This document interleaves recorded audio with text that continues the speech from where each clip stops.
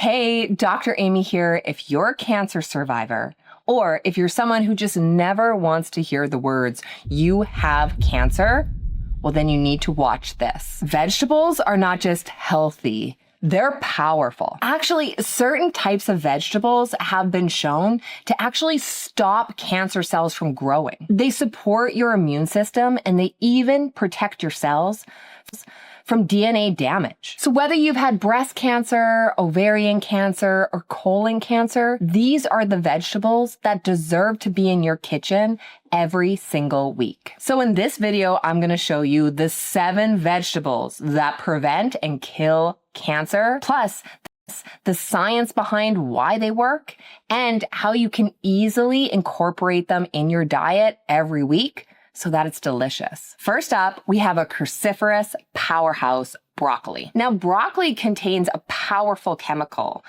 called sulforaphane. Now, this is a natural occurring phytochemical that's been shown to actually reduce inflammation and protect your cells from DNA damage. This is actually going to neutralize carcinogens and directly trigger cancer cells to self-destruct. But here's what's even more exciting. Sulforaphane targets something called cancer stem cells. These are cancer cells thought to be responsible for cancer recurrence and metastases. Now, this doesn't just reduce the risk of cancer.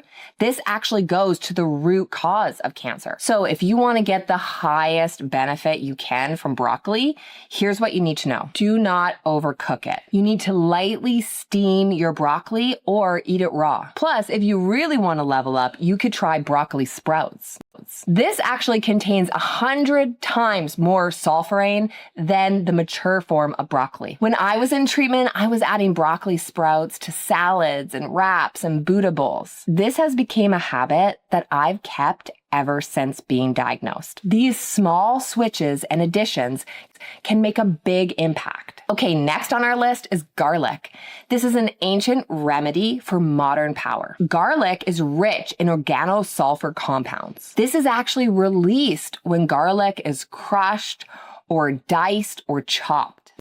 Now, this compound's actually been shown to suppress cancer cell growth. This is going to enhance your body's natural defense systems and it's going to boost immune surveillance. This is what helps your immune cells to detect and destroy abnormal cells. One meta-analysis showed that high garlic intake is associated with a reduced risk of stomach and colorectal cancer. But here's a quick tip. To activate this compound, you have to chop or crush it and then let it sit for 10 minutes before cooking. This allows an enzyme reaction to occur, and this is where the magic happens. Now, I like to blend raw garlic into salad dressings or add it to a soup or a stew towards the end of cooking. Okay, and on to number 3. This is the most accessible green: spinach. Spinach is packed with carotenoids, especially lutein. Now, this neutralizes free radicals and protects cells from oxidative stress.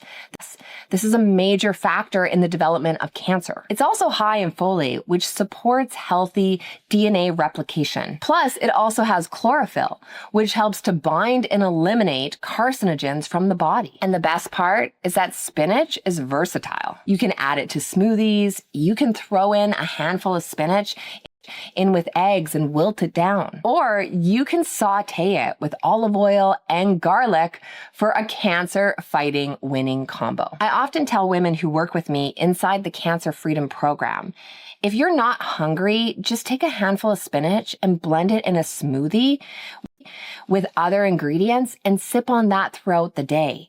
That's going to give you huge cancer fighting potential. Now, if you're trying to recover from cancer or stay cancer free, but you're still navigating so many side effects, things like exhaustion or anxiety, hot flashes, joint pain, or maybe you've gained or lost a bunch of weight, then you are so not alone. I've helped thousands of women build a cancer recovery and remission plan that goes far beyond just your food. This is a full strategic system to eliminate side effects, stay cancer-free, and help you feel your best. It's time to feel like you again. This is all inside the Cancer Freedom Program, and if you're ready to take the next step and finally feel like you again, this is what you need to do. Click the link below to apply right now. The time is now to get started. Okay, but let's move on to a highly underrated cancer-fighting vegetable. That's cabbage. Red cabbage contains glucosinolates, and the body takes this compound and breaks it down to a compound that neutralizes carcinogens. This is going to help with liver detoxification and help neutralize free radicals before they cause any damage. Now, red cabbage gets that vibrant purple color because it's loaded with antioxidants. These are powerful antioxidants that are going to reduce inflammation in your body and reduce cellular DNA damage. And red cabbage in particular has been shown to significantly reduce the risk of hormone-driven cancers. These are things like estrogen-related cancers, like certain types of breast cancer. And this is all because of its ability to support healthy estrogen metabolism. Now, I love shredding it into salad or pickling it for gut health, or even roasting or grilling it with some olive oil. And here's a tip. Eating purple cabbage raw actually gives you the highest amount of cancer fighting potential. So do not skip out on the coleslaw. Okay, but this next one might surprise you. It's mushrooms. Now, mushrooms like shiitake or even the white button mushrooms, they are packed with powerful compounds. It's a compound called beta-glucan. Now, this compound actually stimulates the immune system to detect and destroy abnormal cells. This also contains lectins. This actually binds to abnormal cells and slows the growth. This is actually a unique antioxidant which protects against cellular DNA damage. Now, in breast cancer research, women who regularly consume mushrooms reduce their risk of a breast cancer recurrence. Now, during my own recovery, I use mushrooms in my cooking regularly to help reduce the risk of recurrence. And I still recommend women do that to this day. Mushrooms are also one of the very few foods that can actually support your body's natural killer cells. This is your immune system's front line of defense. Okay, but next up is one of my favorites. And this is carrots. Carrots are high in beta carotene. This is what gives them that bright orange color and is a precursor to vitamin A. This is critical for immune defense and tissue repair. Research has linked higher carrot consumption to a reduced risk of lung cancer, breast cancer, and prostate cancer. What makes carrots especially interesting is their ability to influence gene expression. This is essentially helping your body to switch on protective genes and in turn switch off genes that promote tumor growth. Cooked or raw carrots, they're the winners. But again, here's a tip. You need to lightly steam or roast carrots with olive oil to help really release the beta carotene. Now, you'll often find carrot-based soups or carrot purees in the meal plans that I create for cancer thrivers. They're easy to digest and they're full of therapeutic potential. And next, the most powerful vegetable of all,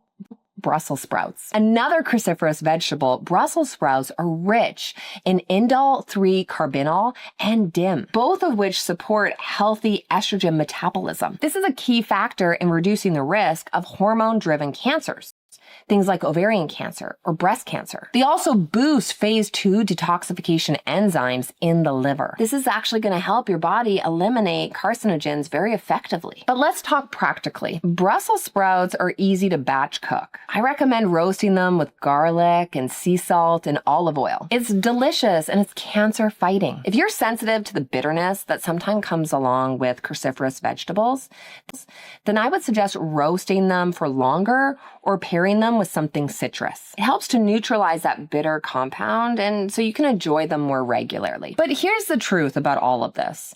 It's not just one miracle food. It's about building a consistent pattern, stacking vegetable after vegetable, day after day. This is going to create an environment in your body where cancer does not want to grow. But now that you know what vegetables to include, the next thing you need to know are what foods to avoid. And that's exactly why I'm linking up this next video for you here.